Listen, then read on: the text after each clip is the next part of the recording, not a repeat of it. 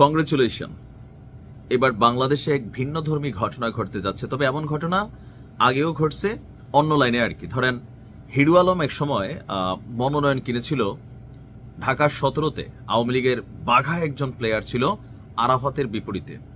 তো জনগণ এটা ভাইবা নিছে যে আরাফাতকে অপমান করার জন্যই হিরু আলমকে আসলে দাঁড়া করানো হয়েছিল বিএনপি এবং জামাতের পক্ষ থেকে, এমনকি ভালোই ভোট পাইছিল।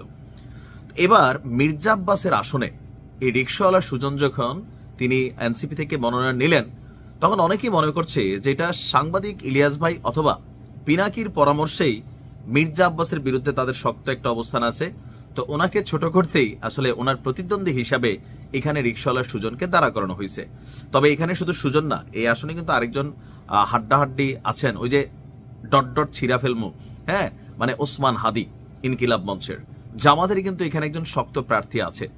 তবে মনোনয়ন পেয়ে আবেগে হোক যে কোনো কারণে হোক রিকশাওয়ালা সুজনকে আমরা যেটা বলবো আর কি, যে ভাই আপনি একজন ভাইরাল ক্যারেক্টার, জুলাই আন্দোলনে আপনার একটা সেলুট বড় ভূমিকা রাখছে বা এটা একটা ইফেক্ট ন্যারেটিভ ক্রিয়েট করছে, কিন্তু এমন কোনো কথা শিখিয়ে দেওয়া কোনো কথা বলবেন না যেই কথার জন্য আবার রিকশাওয়ালারে আপনারা ধইরা মাইর দিয়া ফেলতে পারে।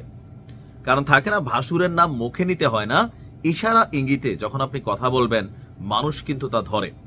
মনোনয়ন পাওয়ার পর বেশ কিছু বক্তব্য দিয়েছিলেন রিকশাওয়ালা সুজন। তার বক্তব্যগুলোতে আমি প্রথম সারির গণমাধ্যমকে একটু ফলো করলাম যে আমি ভুল শুনলাম না, তিনি আসলে বললেন। আগে হিরো আলমদের একটু উদাহরণ দেই। আওয়ামী লীগের সময় মানে জোশে আয়সা হোশ হারাই ফেলছিল হিরো আলম, যার কারণে সরকার পতনের পর মাইরও একটা খাইতে গেছিল বিএনপি নেতা কর্মীদের হাতে। কেন? তখন হিরো আলম বলছিল যে বেগম খালেদা জিয়া 8 পাস, সে নাকি 7 পাস, নাকি সে 9 পাস, মানে 7 পাস, এক ক্লাস কম। তুলনাটা কই করে ফেলছিল দেখেন, তুলনাটা, এই যে তুলনাটা বিএনপির নেতা কর্মীরা এই বিষয়টাকে কিভাবে নিছিল এটা নিশ্চয়ই আলমের মাথায় আছে। তো রিকশাওয়ালা সুজন তিনিও আপনার এই কেন তিনি নির্বাচন করবেন, তো তিনি যেটা বললেন, অনেকে এতিমের টাকা মেরে। এখন এতিম ইস্যুতেই বেগম খালেদা জিয়ার বিরুদ্ধে যে মামলাটা ছিল সেটা কিন্তু এতিমের 2 কোটি টাকা আত্মসাৎ অভিযোগে প্রমাণিত হয়নি, কিন্তু তিনি এই মামলাতে আসলে জেল খেটেছিলেন। তো সুজন কিন্তু ধৈরাই বেগম খালেদা জিয়ার এই ইঙ্গিতটা দেয় নাই নাকি না এতিমের টাকা মেরে ইস্যু বাংলাদেশের রাজনীতিতে আপনি আর কার নামে পাইছেন? অনেকে আছে, এগুলো রাজনৈতিক মামলা প্রমাণিত তো পরে। আওয়ামী লীগ এমন একটা ইস্যুতে বেগম খালেদা জিয়ার মামলাটা দিছিল যেন পাবলিকলি একটা সিম্পেথি পায় বা ওনাকে ছোট করা যায় কোথাও না কোথাও। রাজনৈতিক মামলাগুলো এমনই হয়। তো সুজন বলল যে অনেকে এতিমের টাকা মেরে যাত্রাপালা করে। তো যাত্রাপালা করে কে গেছে? মমতাজ। তিনি আগে যাত্রাপালা করতেন, সেখান থেকে হচ্ছে মমতাজ। তো সে ওই দুইটা জিনিসে ধরে টাচ করছে। এখন আমার সন্দেহ সুজন কি এটা নিজে বলল নাকি তারে কানে কানে বলাই দিছে সাথে থাকা এনসিপির অন্য কোনো এক নেতা, নাম মেনশন করলাম না, ওই রকমই আর কি। কারণ এনসিপির কয়েকজন নেতা আছেন যারা এই মাপের উল্টাপাল্টা কথাবার্তা বলেন প্রতিনিয়তই, তারেক রহমানকে নিয়ে, বিএনপিকে নিয়ে অনেক কথাবার্তা বলেন। তো সুজনের বক্তব্যের এই অংশটা খুবই গুরুত্বপূর্ণ। অনেকে এতিমের টাকা মেরে যাত্রাপালা করে সংসদে যেতে পারেন, আমি রিক্সা চালক হয়ে কেন সংসদে যেতে পারবো না? মানুষের পাশে থাকতে চাই, তাদের কথা বলতে চাই।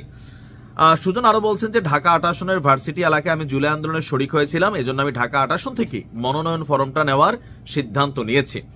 প্রসঙ্গত এখানে বিএনপি থেকে আছেন মির্জা আব্বাস, জামাতের মনোনয়ন পেয়েছেন অ্যাডভোকেট হেলাল উদ্দিন, আর এখানে ওই যে হাদি সহ আপনার এই সুজন সহ টোটাল 4 জন প্রতিদ্বন্দ্বী আসলেন। তবে সুজন খুবই দরিদ্র একজন মানুষ, রাজনৈতিক মঞ্চে বসে আসলে কোন কথা বলতে হয় কোনটা বলতে হয় না, কোনটাতে বিপদ আসে কোনটাতে বিপদ যায়, পাস তো করবে না সুজন, এটা তো বাস্তব। এটা হচ্ছে জাস্ট একটা আইকনিক অবস্থান যে হ্যাঁ এনসিপি একটা ন্যারেটিভ তৈরি করার চেষ্টা করছে, সেই ন্যারেটিভ থেকে তারা সুজনকে এখানে আনছে বা সুজনকে তারাই বলছে এখান থেকে আসার জন্য। তো সেখান থেকে ঠিক আছে, বাংলাদেশ সবার, এখানে এটা একটা আইকনিক ইস্যু যে একজন রিকশাওয়ালাও চাইলে এমপি প্রার্থী হতে পারে, এটা নির্বাচনের সৌন্দর্য। কিন্তু সুজনকে যেটা মাথায় রাখতে হবে, কোন নেতার কথায় কান দিয়া এমন কোন কথা কয়েন না, ভাই আপনারে পুলিশ প্রোটেকশন দিত না, আপনারা আর্মি প্রোটেকশন দিত না। এখন আপনি যখন নির্বাচন করতেন যাবেন তখন এটা তখন, কিন্তু ওই যে কালকে মাইক হাতে নিয়েই মমতাজ রিনি এখন আপনি বলতে পারেন, শেখ হাসিনা নিয়েও বলতে পারেন, এই মুহূর্তে আপনার ওই রকম কেউ কিছু করবে না। কিন্তু আপনি যদি বেগম খালেদা জিয়ার ইঙ্গিত দিয়া, তারেক রহমানকে ইঙ্গিত দিয়া বা বিএনপিকে ইঙ্গিত দিয়া আপনি কোনো কথা বলেন, মাইর নির্ঘাত খাবেন, মাইর হবে কিন্তু আওয়াজও হবে না।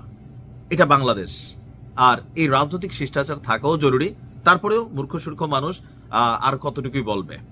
তা আপনারা কি মনে করেন, ঢাকা ৮ আসনের যারা ভোটাররা আছেন এমপি হিসেবে কারে চান? সুজনরে চান কিনা একটু কমেন্টে লিখেন। ভালো থাকুন।